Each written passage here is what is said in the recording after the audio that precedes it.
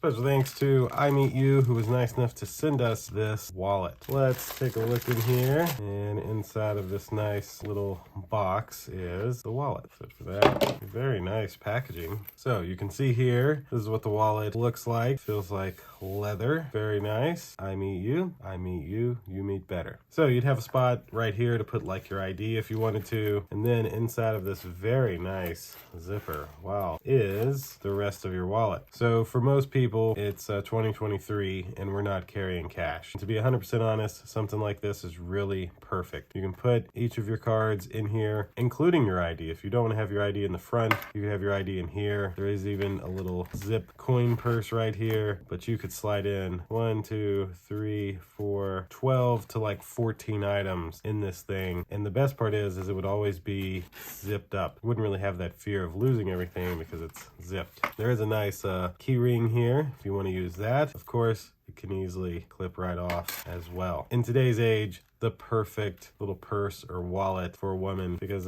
most people just have cards nowadays. So that'll do it for this wallet unboxing. Thanks again to imeetu for sending this to me. Thank you all for watching. I'll see you in the next one. Deuces.